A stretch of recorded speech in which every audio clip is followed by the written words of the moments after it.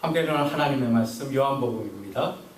전주에 이어서 이번 주도 성화로의 길 혹은 헌신, 봉사란 무엇인가라는 제목을 가지고 요한복음 6장 5절부터 6절입니다. 요한복음 6장 5절부터 6절 한 목소리로 보겠습니다. 시작. 예수께서 눈을 들어 큰 무리가 자기에게 오는 것을 보고 빌립에게 이르시되 우리가 어디서 떡을 사서 이 사람들로 먹게 하겠느냐 하시니, 이렇게 말씀하심은 신이 어떻게 하실 것을 아시고 빌립을 시험코자 하심이라. 그 뒤에 이제 오병이어의 기적이 쭉 설명이 되고, 그래서 고기도 나눠주시고 떡도 나눠주신 후에 실컷 저희 원대로 주시다. 그리고 저희가 배부른 후에 예수께서 제자들에게 이르시되 남은 조각 한 조각도 버리는 것이 없게 다 주워 담아라. 이렇게 하는 걸로 오늘 말씀이 끝나고 있습니다. 그 중에서 중요한 것, 오늘 본문으로 택한 것은 빌립에게 물으시는 내용입니다. 본문에서 설명이 되어 있습니다. 빌립에게 이르시되 우리가 어디서 떡을 사서 이 사람들로 모두 먹게 하겠느냐라고 예수님께서는 빌립에게 제자들에게 묻습니다. 그리고 그렇게 묻는 것은 사실 빌립을 시험코자 하심이라 이렇게 되어 있어요. 시험코자. 예수님께서 빌립에게 그렇게 질문하시는 이유가 무엇인가? 예수님께서 어떤 일을 이루심에 있어서 우리 쪽에서의 어떤 조건이나 우리 쪽에서 어떤 수단으로 생각하는 것이 있어요. 내가 주님의 일을 위해서는, 주님의 일을 하기 위해서는 이러한 수단을, 이러한 방법으로 주님의 일을 하여야 되겠구나 라는 생각이 있을 수 있습니다. 그 생각과 주님 쪽에서 제시하는 어떠한 조건이나 혹은 수단으로 생각하는 것, 그것이 얼마나 다르냐, 이것을 우리에게 환기시켜 주시기 위한 질문입니다.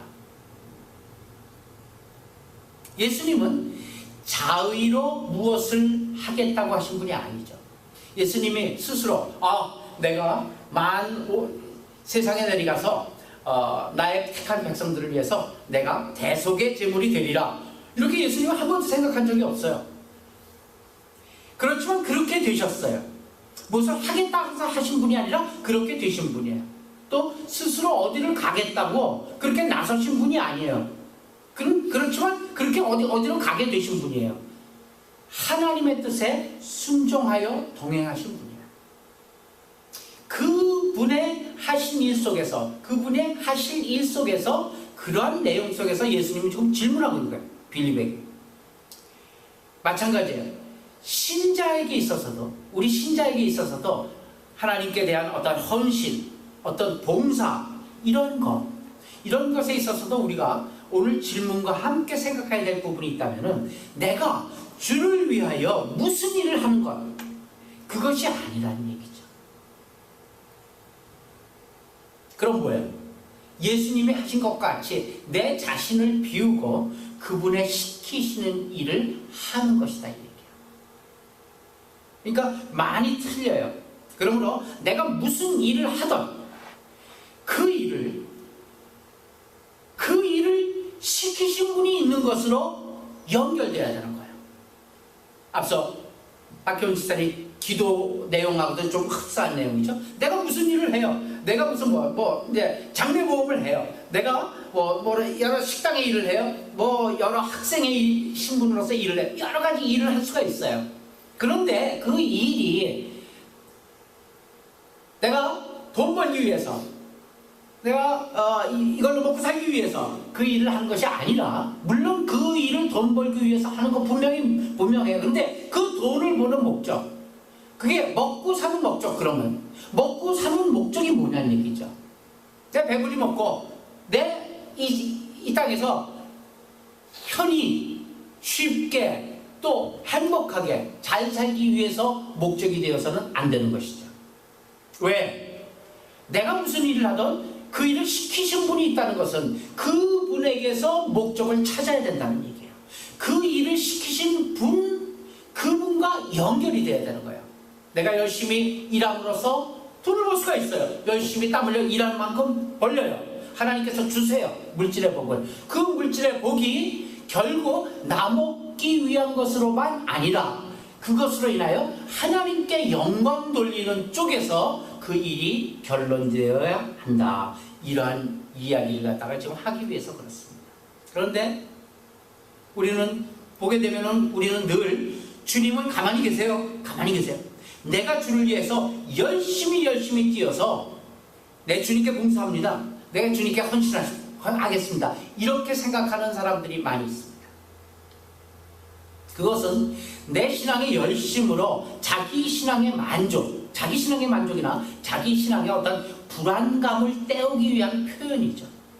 사실은 그것으로 주님의 일을 하는 것은 아닙니다. 하나님이 적어도 시키시는 일은 아니죠. 하나님이 원하시는 일은 아닙니다.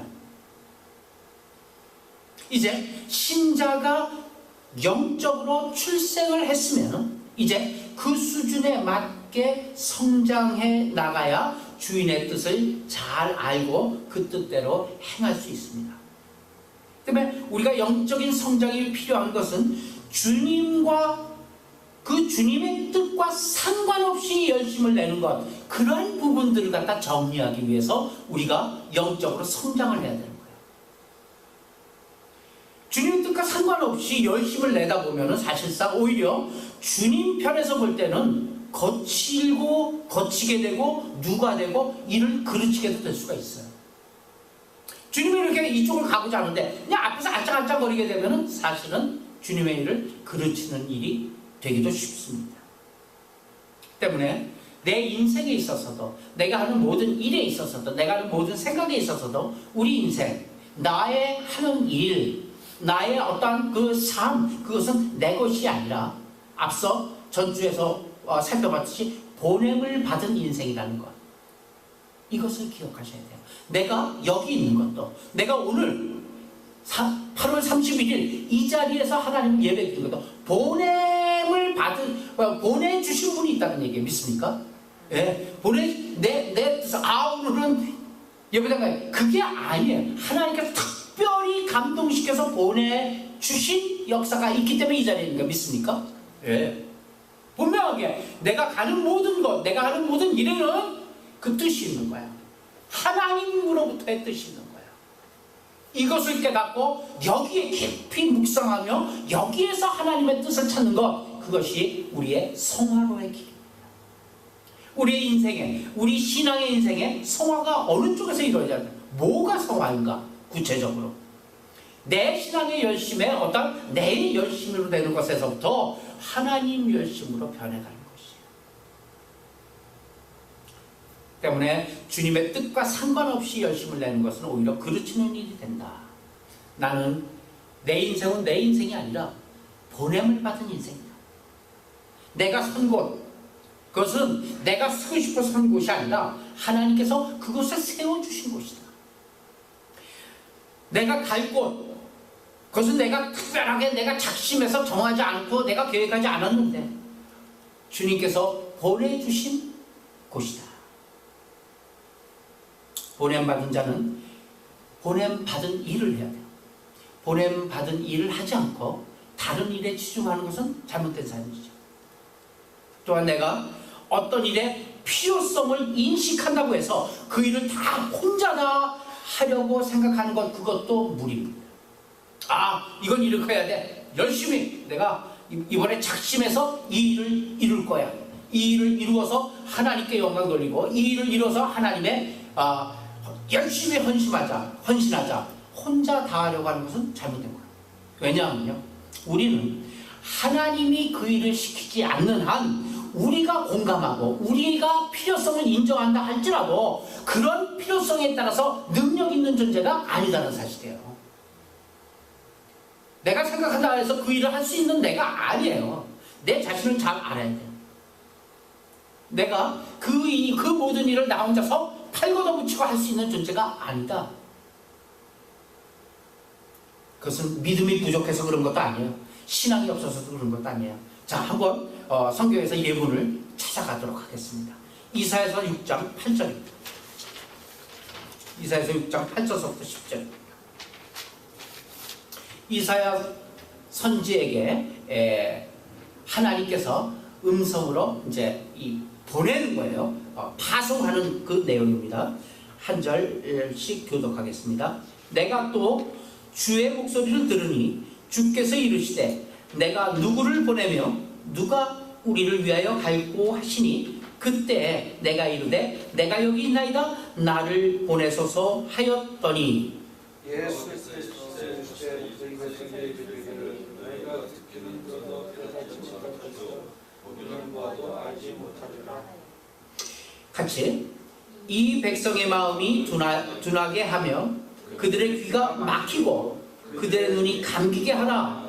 염려하건대 그들이 눈으로 보고 귀로 듣고 마음으로 깨닫고 다시 돌아와 고침을 받을까 하시기로. 이사야는 환상을 봤어요. 하나님께서 말씀하세요. 내가 누구를 보내며 누가 우리를 위하여 갈 수 있을까? 이렇게 묻더랍니다.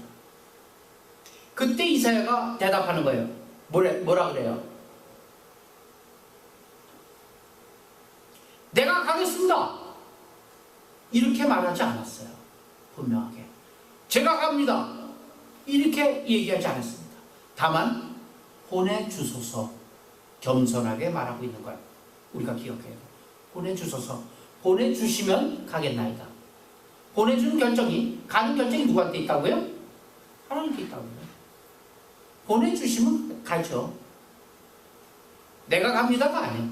굉장한 차이가 있어요. 우리는 가고 싶어도 하나님께서 보내주시지 않으면 갈 수 없는 자들입니다. 믿습니까? 모든 게 마찬가지예요. 우리가 그 일을 할 수 있어도 하나님께서 하게 열어주시지 않으면 그 일을 할 수가 없는 자들입니다. 믿습니까? 네, 그게 믿음이에요. 여호와께서 이르시되 이 백성이 이르시기를 너희가 듣기는 들어도 듣지 못하고 깨닫지 못할 것이고 보긴 보아도 알지 못할 거래요. 이 백성이 마음이 둔하고 그들의 귀를 막히고 그들의 눈을 감기게 하라. 그래서 그들이 보고 듣고 느끼지 못하게 하라. 이렇게 뒤에 얘기가 연결되어 있어요. 아주 패역하고 아주 완악한 이스라엘 백성에게로 보냄을 받는 거예요. 그렇죠? 이스라엘 백성.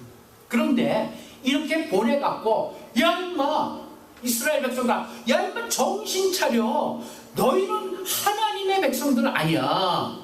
지금 제대로 하나님을 믿고 있냐? 제대로 하나님을 따르고 있느냐? 너 지금 하나님께서 진노하고 계셔. 빨리 돌이켜서 회개하고 하나님께로 돌아와.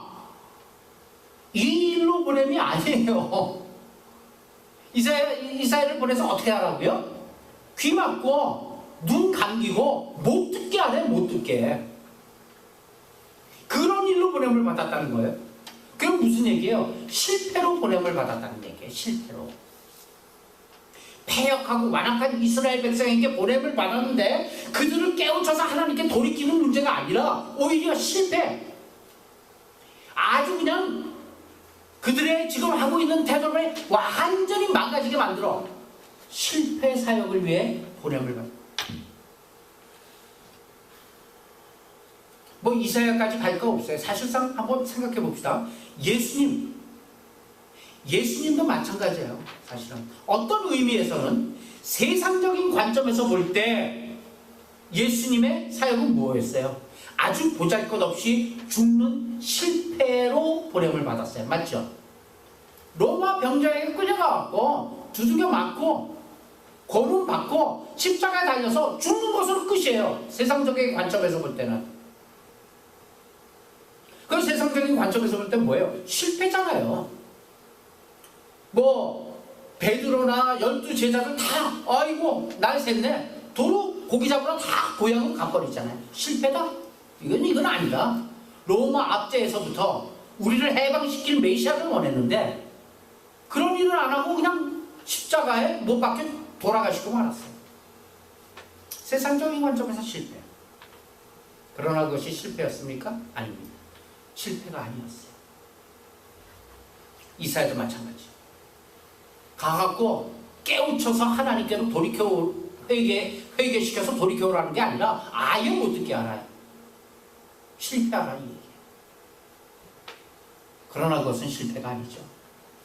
늘 성공하고 늘 세상에서 드러나는 그러한 보냄, 그것만이 하나님께서 하시는 일이라고 생각하는 착각이 우리에게 있습니다. 하나님께서 우리를 보내실 때 실패의 사역을 위해서도 보내실 수 있다는 걸 믿는 것, 그것이 믿음이에요. 그렇죠? 실패도 하나님께서 보내신 사역이잖아요. 남들에게 손가락질 당하는 그런 보냄을 받을 수도 있는 거예요. 스테반 집사는 어때요? 딱 한 번, 그것도 10분도 안 되는 설교하고 돌 맞아 죽었어요. 끝났어. 실패해요. 스테반 쪽에서 볼 때. 어떤 의미에서. 그 당시에 사람들이 볼 때 스테반은 뭐예요? 아니 괜히 집사로 뽑혀갖고서 7 집사로 뽑혀갖고 가고 설교 한번 하고 그냥 돌 맞아 죽어버려요. 가만히 있는 사람은 죽지 않았어요. 그냥 질타를 하니까 돌 맞아서 죽은 거예요. 실패잖아요. 스테반. 그러나 그 스테반 집사의 실패를 통해서 누구를 하나님께서 일으켜요? 사도 바울을.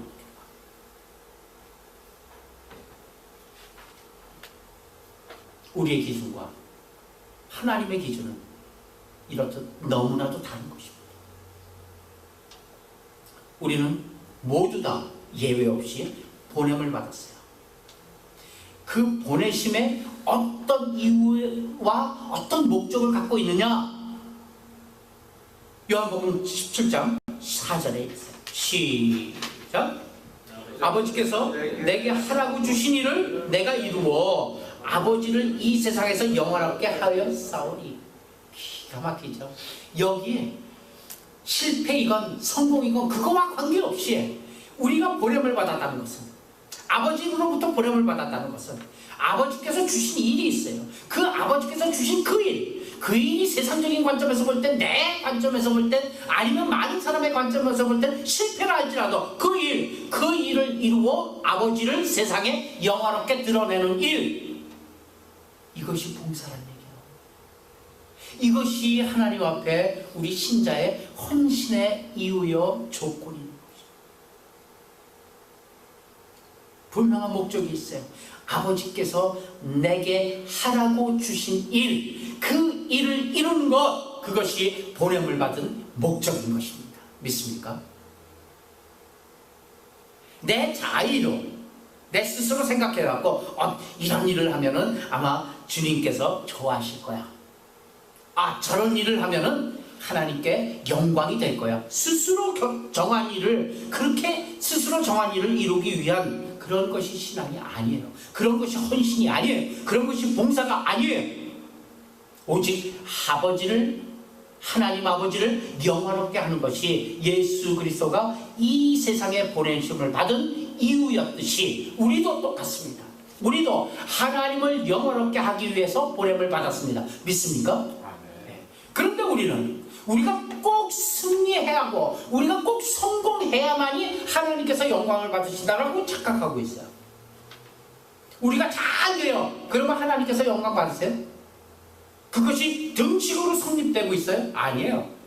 우리가 잘 됨으로 인해서 오히려 하나님께 영광 가리는 일이 더 많아요. 오히려 우리가 못됨으로 인해서 하나님께 영광 드리는 일이 훨씬 더 많다는 사실.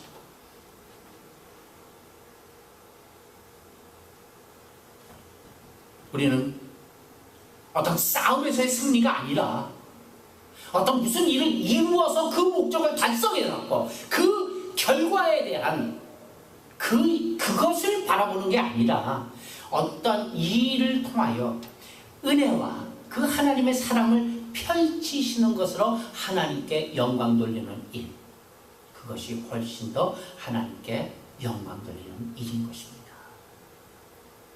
내가 있게 된 이 시대, 내가 있는 이 장소로 우리는 보냄을 받았습니다.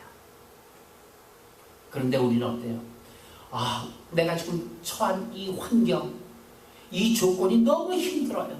시간이 없어요. 물질이 부족해요. 아직 턱없이 부족해요. 힘들어요. 이 환경을 좀 바꿔주시면 내가 열심히 하나님 앞에 헌신하겠습니다. 내가 열심히 하나님께 봉사하겠습니다. 우리는 이렇게 하나님께 기도하고 있어요. 그런데요, 이 환경을 바꿔 놓으면 사실 내가 올 필요가 있다 없다? 없어요. 내가 올 필요가 없어요. 내가 여기 이곳에 이 시간에 여기에 있는 이유는 이 환경 속에서 하나님의 영광을 드러내기 위해서입니다. 그런 조건, 그런 환경 하나님께서 주신 것이 아닐까요? 그 환경 속에서, 그 어려움 속에서도 내가 과연 하나님의 영광을 드러내고 있는가? 내가 이 자리에, 이 환경 속에 보냄을 받은 분명한 이유를 세상에 나타내고 있는가? 우리는 제대로 신앙생활 못하는 그것을 얼마나 환경 탓으로 돌리고, 하나님 이것만 없애주세요. 이것만 없애주시면 정말 신앙생활 잘하겠습니다. 이렇게 버티고 있어요. 나 때문에 나를 아는 모든 사람들이 좋은 신자가 되고 또 좋은 나라가 되도록 그렇게 보냄을 받은 거예요. 이런 환경 속에서 내가 그 보냄을 받은 분명한 이유를, 또 보내신 그 뜻을 행함으로 인해서 주변이 바뀌어지는 거예요. 환경이. 이웃, 그 옆에 있는 사람들이 그걸 보고서 하나님의 나라를 보게 되는 거예요. 하나님의 영광을 보게 되는 거예요. 그래서 결국은 환경이 바뀌어지는 거예요. 그 일로 보냄을 받은 거예요. 이 환경을 바꿔놓으면 사실 내가 올 필요가 없다는 사실 우리 기억해야 돼요.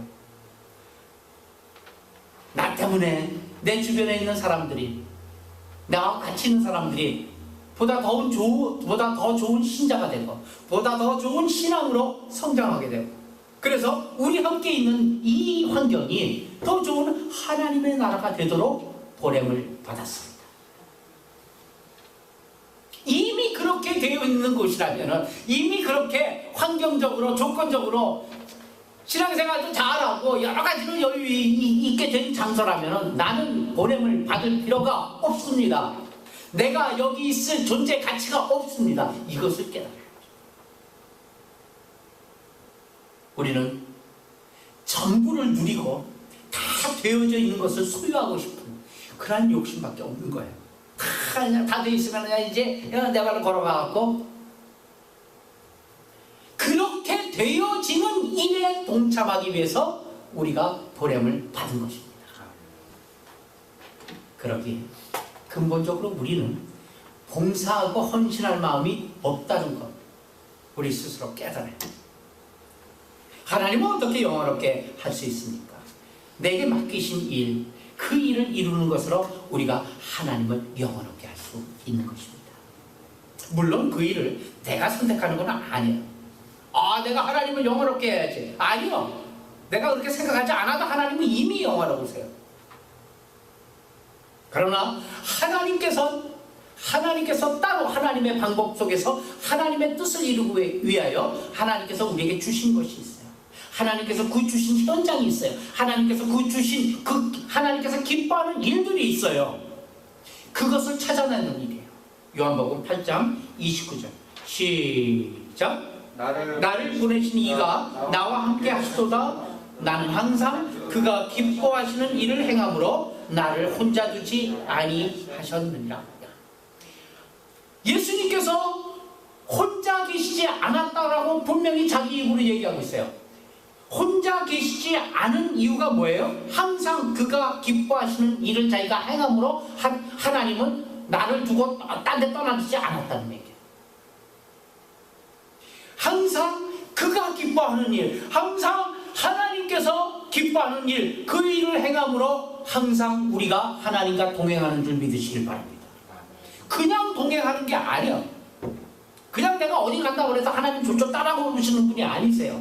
하나님께서 기뻐하시는 일, 하나님께서 내게 맡기신 일, 나를 이 땅에 보내신 일, 그 목적, 그 뜻, 그 목표를 향해서 계속 매진하고 있으므로 하나님께서 나랑 동행하시는 것을 확인할 수 있는 것이에요.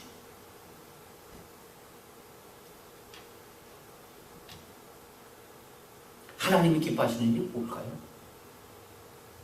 하나님이 기뻐하시는 일은 뭘까? 잘 생각해 보세요. 하나님이 기뻐하시는 건 뭘까? 기뻐하시는 일이 있어요. 각자마다 달라요. 사실은. 하나님이 기뻐하시는 일을 무엇으로 할 수 있습니까? 네. 나만이, 나에게만 주어진 나의 모든 환경 통해서 나만이 할 수 있는 일이 있어요. 나만이 이 일을 이룰 수 있는 일이 따로 있어요. 각자마다.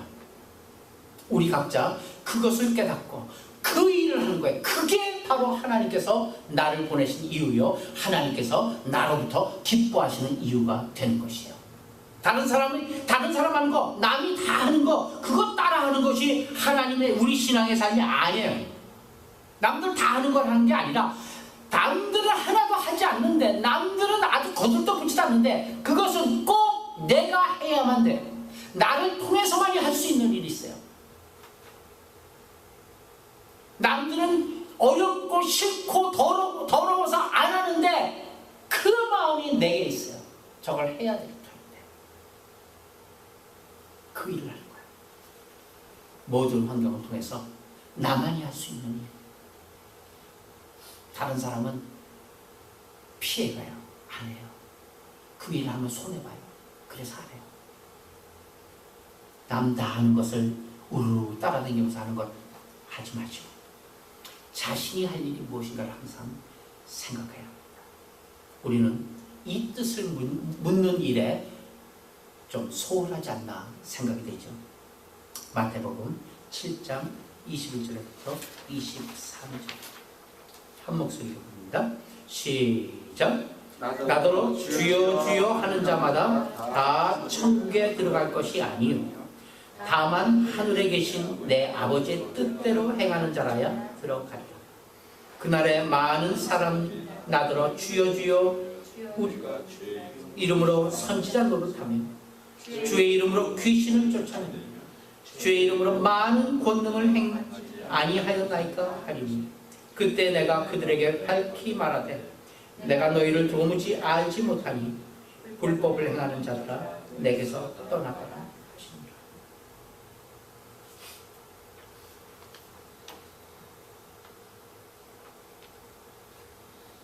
불법을 행한 게 뭐냐면 주여 주여 한 게 불법을 행한 거예요. 그렇죠? 주여 주여 하는데 그 주여 주여 하는 사람들에게 주님께서는 불법을 행하는 자래요. 많은 사람들이 노릇하고 있죠. 선지자 노릇하고 또 귀신 쫓는 노릇하고 많은 권능을 행하는 노릇하고 권능 행해요. 네, 귀신도 쫓겨나갔어요. 그럼에도 불구하고 아버지의 뜻대로 행한 것이 아니래요. 그리고 내게서 떠나가래요. 하늘에 계신 아버지의 뜻대로 행하는 자, 하늘에 계신 아버지의 뜻대로 행하는 삶, 이것이 우리가 성화로 이어져야 할 귀중한 삶입니다. 아버지의 뜻을 묻는 삶이에요. 아버지께서는 내게 나만이 할 수 있는, 내게 꼭 바라는 그 무엇이 있어요. 그것을 하는 것. 그것이 아버지의 뜻대로 사는 삶이에요. 다른 사람 다 아니다 하는데 나만 기다 하는 거예요. 어떤 큰 일을 하는 것이 아버지의 뜻이에요. 큰 일을 하면 아버지께서 더 영광받아요? 아니에요. 어떤 큰 일을 하는 것보다 아버지의 뜻을 깨달아 그 뜻대로 행하는 것이 무엇보다 중요하다는 것. 이건 우리의 사활이 걸린 문제입니다. 성경은 하나님의 뜻을 분별하며 그 뜻과 요구 안에 순종하는 여러 가지 기록들이 담겨 있어요. 예를 들어서 디모데 전서인가 후서인가 이 후서인가요? 디모데 후서인가요? 4장 7절. 시작. 나는 선한 싸움을 하고 나의 달려갈 길을 마치고 믿음을 지켰으니. 이거 사도 바울이 마지막 유언적인 고백이에요. 이 고백은 사도 바울이 지금 지 자랑하려고 하는 고백이 아니라 이것이 성경에 쓰여진 이유는 우리 모두의 마지막 유언적인 고백이 되어야 한다는 얘기잖아요. 그렇죠? 내가 선한 싸움을 싸우고 이기든 지든 그것은 상관없어요. 실패하든 성공하든 그거는 관계없는 거예요. 선한 싸움을 싸웠어요. 나의 달려갈 길, 아버지께서 내게 주신 그 길, 나의 달려갈 길을 마쳤대. 다른 길로 새 길로 새지 않고 그 달려갈 길을 마쳤어요. 그리고 믿음을 어떻게 했다고요? 지켰어요. 이 고백이 우리 모두의 고백이 되시기 바랍니다. 믿음은 언제나 대상이 있습니다. 바울은 하나님에 대한 믿음, 그분에 대한 약속, 그분에 대한 소망, 그분에 대한 요구, 그분으로부터 받은 명령, 이 모든 것을 다 잘 지켰다는 그런 유언적인 고백입니다. 주를 위해서 내가 얼마나 많은 일을, 얼마나 큰 일을 했느냐가 아니라 믿음을 지켰다는 얘기예요. 믿음을 지켰다. 그분의 뜻을 지켰다는 거예요. 우리가 또 기억해야 할 것이 하나 더 있어요. 예수님께서 하나님을 영화롭게 하는 그런 삶을 사셨던 것과 같이 우리도 하나님을 영화롭게 하기 위하여 우리의 인생을 살아야 한다는 점이죠. 예수님이 이 땅에 보내진 것, 이 땅에 보내진 이유, 목적, 그거와 우리가 이 땅에 보내진 이유, 이 땅에 보내진 목적 같습니다. 예수님께서 아버지를 드러내는 삶을 사셨듯이 우리도 하늘 아버지를 드러내는 삶을 살아야만 합니다. 그분이 하는 일에 동업자가 아니라 아버지랑 어깨 격대고 동업자가 아니라 나는 죽고 내가 살아 움직이는 모든 것이 그분이 사는 것으로 바꿔져야만 하는 것입니다. 우리의 삶이 그분을 힘있고 힘얻어서 살아야 됨에도 불구하고 그분이 내게 오시지 않아도 되는 것으로 생각하고 있지는 않습니다. 아버지 좀 거기서 계세요. 내가 좀 이거 바쁜 일 좀 하게. 내가 좀 일은 내가 할게요. 하나님은 단순히 나의 삶의 어떤 어려운 부분을 해결해주는 해결사로, 그리고 또 힘든 빈 곳을 메꿔주는 그런 분으로 생각하는 그런 신앙, 이것도 위험한 신앙. 사마리아 성에 가셔갖고 예수님께서 제자들에게 아버지의 일을 이루는 것이 나의 뭐라고요? 나의 양식이라고 그런 적이 있어요. 기록해놨을까요? 그거는 안 적어놨네. 예수님은 제자들에게 아버지의 일을 이루는 것이 나의 양식이다, 이렇게 요한복음에서 얘기했어요. 그의 삶의 전 존재 가치가, 존재가 그를 보내신 자의 일을 이루는 것이요, 그 일을 맡기신 분으로부터만이 그 일을 완수할 수 있는 힘이 주어지기에 그 일을 하고 있는 한 그 일을 완수할 수 있는 힘이 늘 공급된다는 뜻으로 그것이 나의 양식이다, 이렇게 고백하고 있는 거예요. 다시 얘기할게요. 내가 아버지께서 특별히 나에게 맡기신, 나에게 분부하신, 나를 보내신 이유를 바로 그 일을 하고 있는 한 아버지로부터의 힘이 끊임없이 공급될 수 있습니다. 믿습니까? 예, 그거기 때문에 우리가 3끼, 3끼 밥 먹어야 사듯이 그것을 뭐라고요? 양식이나 이렇게 얘기하는 거예요. 그러면 거꾸로 한번 얘기해 볼 수 있죠. 내가 아버지가 보내신 그 뜻 왜 일을 하고 있는 한 아버지께서의 그 도움이 아버지께서부터 능력이 내게 임할 수 있습니까? 양식이 아니다. 이제 아버지께서 나를 보내셨으며 내 삶이 그로 인하여 살고 또 그것이 내 삶의 목표요. 그리고 그 삶이 내 삶의 이유가 되어야 한다는 얘기입니다. 믿습니까? 우리의 삶은 결국 그분이라는 양식이 필요한 삶을 살아야 되는 것이에요. 그분이 보내시고 그분이 시키신 일을 하고 있는가라는 질문으로 우리의 신앙을 점검해 보시기 바랍니다. 우리는 예수 그리스도에 의해서만 움직이고 예수 그리스도에 의해서만 존재하는 자들이어야만 합니다. 그의 생명이, 그의 성품이, 그의 인격이 우리를 대신해야만 합니다. 내 존재의 어느 부분도 그분과 대치되는 것이 있어서는 안 된다는 얘기죠. 이것을 사도 바울은 이렇게 설명하고 있습니다. 갈라디아서 2장 20절. 시작. 내가 그리스도와 함께 십자가에 못 박혔나니 그런즉 이제는 내가 사는 것이 아니며 오직 내 안에 그리스도께서 사는 것이라. 이제 내가 육체 가운데 사는 것은 나를 사랑하사 나를 위하여 하나님의 아들을 믿는 믿음 안에서 사는 것이다.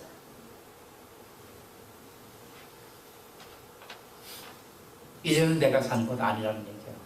나는 비우고 내 자신, 나라는 어떤 껍데기 속에 예수 그리스도를 채워서 사는 삶. 공사란, 우리 그리스도인의 헌신이란 내가 주를 위해 일을 해드리는 것이 아니라 나를 보내신 그분의 뜻을 알아서 그 뜻대로 사는 것이란 것. 그것이 곧 봉사이다. 잘 정리되어 있기를 바랍니다.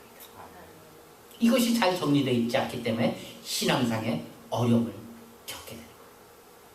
또 하나 근본적으로 어려운 것은 뭐냐면 신앙적으로 이런 일을 할 때마다 자신을 비워야 하기 때문에 어려운 거예요. 하나님의 일을 한답시고 하기 시작하면 대부분 싸워요. 교회 내에서도 많이 싸워요. 피아노 여기에 놓을까 저기에 놓을까 싸우다가 교회 깨져요. 성가대가 강대상 위에 앉을까 강대상 밑에 앉을까 갖고 교회가 짜게져요. 왜 그래? 자신을 비우셨기. 내 생각이 옳다 이러니까 내 생각. 하나님의 생각 저 뒤편에 이건 내 생각대로. 난 이렇게 신앙생활을 해왔다 이 얘기예요. 신앙적으로 어떤 일을 할 때 자신을 비워야 하는 것 참 어려운 문제입니다. 사실 쉽진 않아요. 자신을 비우기보다는 언제나 내가 무엇을 만들어서 주 앞에 드리는 쪽이 훨씬 더 쉬워요. 훨씬 더 떳떳하게 생각돼요. 훨씬 더 그럴듯하게 보여요. 그때는 그쪽을 택하는 거예요. 우리는 예수님과도 동업하려고 하지 결코 순종하려고 하지 않습니다. 이것이 제일 어려운 거예요.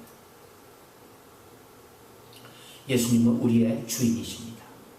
그분이 우리 주인이시기 때문에 우리는 그를 사랑하되 목숨을 다하고 뜻을 다하고 마음을 다하여 사랑하여야만 하는 것입니다. 나를 완전히 비우고 내 안에 그분으로 채워야 되는 것입니다. 그럴 때 우리는 그가 우리의 모든 기쁨이요 소원이라고 고백할 수 있는 거예요. 내 자신이 있는 한 결코 주님은 나의 기쁨이요 나의 소원이라고 고백할 수 없습니다. 마지막 고린도전서 10장 31절에서 말씀을 냈습니다. 다 같이 시작. 그런즉 너희가 먹든지 마시든지 무엇을 하든지 다음 하나님의 영광을 위하여 하라. 나를 비워 예수 그리스도로 채우시고 그 예수 그리스도 안에 순종의 삶을 살아서 정녕 하나님 앞에 헌신하고 봉사하는 그런 귀한 하나님의